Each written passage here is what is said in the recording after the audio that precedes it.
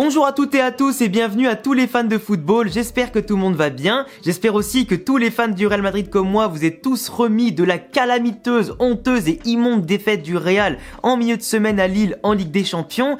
Personnellement, 2-3 jours après, j'ai encore du mal à digérer ça, à accepter ça et surtout comprendre que c'est vraiment la réalité, que c'était pas un cauchemar. Et même si j'ai fait une analyse tactique ultra détaillée à chaud juste après le match et après une vidéo pour parler d'une possible saison blanche, que le Real Madrid doit se réveiller, que Ancelotti pourrait démissionner ou se faire éjecter du club en cas de mauvaise saison, j'en ai parlé hier, du coup je vous laisserai aller voir ça sur la chaîne si vous l'avez pas vu.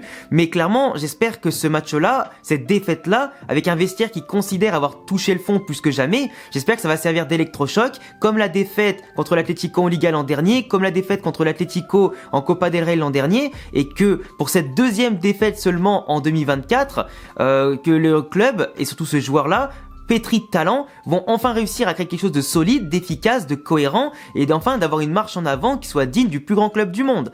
Et parce que pour moi aujourd'hui, ce qu'on voit c'est insuffisant.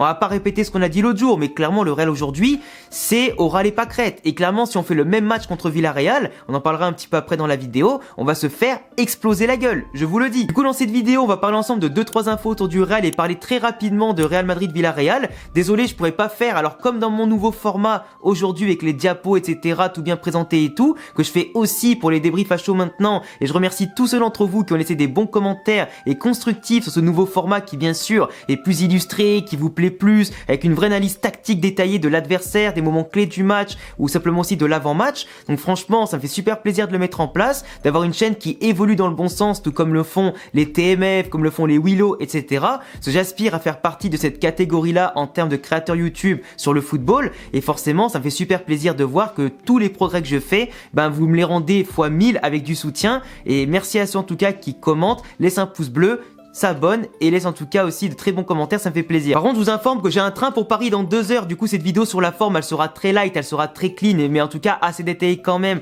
dans les propos, du coup écoutez-la bien jusqu'au bout pour ne rien manquer, et on va parler aussi vite fait, avant Villarreal Real Madrid, de 2-3 infos sur le club que j'ai trouvé plutôt sympa à détailler. Surtout qu'en plus, je vais rater le match contre Villarreal samedi soir, je vais rentrer que dimanche de Paris malheureusement, donc peut-être que je ferai le débrief du match du Barça, mais en tout cas vous êtes prévenus ici, que je pourrai pas faire le débrief à chaud contre Villarreal, et je reprendrai les débriefs après la trêve internationale bien entendu. Et j'essaierai de rattraper le match pour pourquoi pas en parler dans la semaine avec une analyse tactique, les améliorations, les points négatifs, etc. Rudiger a fait une petite interview à différents journaux sportifs et a notamment déclaré qu'il aimerait bien que le Real Madrid signe Saliba, le fameux défenseur que vous connaissez tous bien sûr pour être international en équipe de France, parce qu'il est aussi le pilier aujourd'hui d'Arsenal, un pilier de la Première Ligue, considéré comme un des top 5 défenseurs centrales au monde aujourd'hui et pas 5e, quelqu'un qui au niveau tactique, physique et technique pourrait largement rentrer au Real Madrid, qui a une marge de progression impressionnante, qui a quand même encore quelques défauts à gommer, mais qui quand même fait partie du top de ce qu'on peut voir actuellement dans le monde entier. Et c'est clair que comme il l'a dit lui-même, si le Real signait un défenseur central de ce niveau-là pour l'associer à lui-même et Militao, on aurait 3 défenseurs centraux de très haut niveau, même si aujourd'hui il est largement meilleur que Militao Saliba, ça y a aucun débat là-dessus. En plus David Alaba, on sait pas dans quel état il va revenir des croisés, pour combien de temps, on sait pas s'il va rechuter, on sait pas si le Real Madrid le gardera plus longtemps que cette saison, parce qu'à mon sens, vu son âge et sa blessure, il arrive très clairement en fin d'aventure au Real Madrid malheureusement pour lui, malgré les travaux qu'il a pu faire, sa baisse de niveau avant blessure était déjà assez inquiétante, donc à voir comment il revient. On sait pas aussi si Carlo Ancelotti restera l'année prochaine, si c'est Xabi Alonso qui va arriver, s'il va peut-être faire monter les Joan Martinez ou Jacobo Ramon ou Raúl Asensio, si Rafa Marín va pas revenir de Serie A. Il y a plein de choses à faire et à dire sur la défense centrale et la future défense globalement du Real, qui va avoir besoin d'investissement pour remplacer aussi un peu Carvajal, pour apporter du sang neuf à certaines zones du terrain. Donc ça dépendra du budget, de la situation, qui revient, qui va monter, qui va rester. Et Saliba aujourd'hui, pour la sortir d'Arsenal, c'est quand même minimum 80-90 millions, voire peut-être plus, parce que le marché des défenses centraux, c'est quand même aussi un délire au niveau des prix, et encore plus quand ils sortent de Première Ligue. Et en termes de salaire aussi, c'est assez important. Donc c'est pas un choix à prendre à la légère, mais qui en termes de niveau footballistique serait quand même plutôt intéressant. Du coup, Rudiger aujourd'hui, il se veut un petit peu comme étant un directeur sportif dans ses interviews, mais c'est quand même bien de voir que les joueurs du Real Madrid ont un œil avisé sur la plupart de ce qui se passe dans les plus gros clubs européens. Et je pense que peut-être que le club pourra en prendre note pour l'avenir. Mais en tout cas, dites-moi en commentaire si pour vous Saliba aurait le niveau du Real Madrid ou pas, et si jamais ça pouvait se faire, si ce serait une bonne en tout cas opportunité pour le Real à saisir aujourd'hui. Kylian Mbappé a informé tous ses coéquipiers, le staff technique du Real Madrid, qu'il aimerait planter 50 buts au minimum cette saison, en tout cas qu'il compte le faire véritablement, ce qui serait un record pour une première saison d'un joueur au Real Madrid, qui de base a été établi par Cristiano en 2009-2010 avec 32 ou 34 buts toutes compètes confondues, je sais plus, mais globalement il aimerait battre ce record, il aimerait surtout amener le club au sommet pour sa première saison et marquer déjà l'histoire du club dès sa première saison avec des prestations qui pour l'instant montent un peu crescendo, alors sauf le match à Lille où c'était un peu compliqué parce qu'il est rentré en jeu et l'équipe globalement était nulle de A à Z, mais sur les derniers matchs de Liga avant sa blessure, il était très très bon Kylian. Enfin, il montait en puissance, il était à l'aise, il combinait bien, il se montrait disponible, il était au pressing, il était à l'efficacité en plus, donc c'était pas mal. Il commençait à marquer de plus en plus, il a un ratio aujourd'hui qui est intéressant quand même, mais même si c'est pas suffisant parce que avec des petits tapines, avec des pénaltys et tout, ça vient un petit peu augmenter les chiffres par rapport à ce qu'on voit vraiment sur le terrain qui est encore insuffisant. Pour un joueur de sa classe mondiale, au niveau défensif c'est pas assez, dans le repli c'est pas assez, dans les dribbles c'est pas assez, dans les combinaisons la disponibilité c'est pas assez et l'efficacité par rapport au nombre d'occasions qu'il peut avoir c'est pas assez non plus. Ça a monté petit à petit, c'est déjà pas mal sur le bilan comptable. Mais pour un mec qui vise 50 buts, dans une saison où t'as le calendrier qui est surchargé, il va falloir faire encore plus pour les atteindre. C'est tout le mal que je lui souhaite. Et je vous laisserai me dire en commentaire au passage combien de buts vous imaginez pour Mbappé cette saison. Mais tu vois, s'il les atteint, ça viendrait compenser bien sûr le fait qu'on n'avait pas de 9 l'an dernier, qu'on en a quand même tout gagné quasiment sans lui et sans les buts d'un numéro 9, avec les dépassements de fonction de nos joueurs. Ça viendrait compenser enfin le départ de Benzema qui avait planté 30, 40 ou 50 buts, je sais plus, toutes compètes confondues avant son départ et quand il était ballon d'or. Il y a aussi le fait que forcément, si un joueur comme ça plante énormément de buts et qu'on arrive à marquer un peu plus de buts en première période que maintenant parce qu'on marque tout en deuxième, ça permettra à l'effectif d'être plus concentré, de ne pas perdre de l'énergie à soit remonter les scores, à soit tenir les scores parce qu'on a à chaque fois des difficultés, qu'on marque pas beaucoup et que dès qu'on marque un ou deux buts, des fois c'est un peu notre limite, tu vois. Et c'est aussi de casser les matchs et de tuer les matchs dès la première période comme d'autres équipes arrivent à le faire en plantant 2-3 buts et en tuant l'adversaire et ses possibilités dès la première mi-temps comme on l'a fait à l'Aves de base avant de prendre 2 buts en fin de match.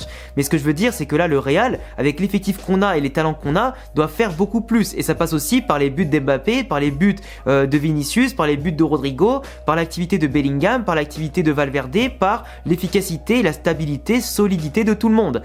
Et donc si tout le monde est engagé vers un même objectif, c'est bien beau de faire des promesses, mais aujourd'hui, les supporters et le club ont besoin pour redorer le blason et aller le plus loin possible aujourd'hui dans toutes les compètes, c'est des actions et pas des paroles. Donc, Kylian, il veut 50 buts, très bien.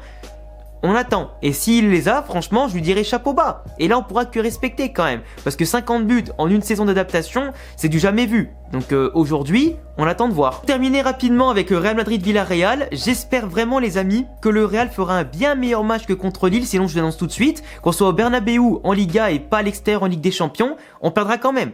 Si le Real ne fait pas un bon match samedi, on perdra. Et sachant qu'on a Valence, Barcelone et le Celta à affronter aussi encore ce mois-ci, on peut des fois, à la fin de ce mois-là, soit se relancer totalement dans le jeu et en Liga, soit perdre la Liga dès le mois d'octobre.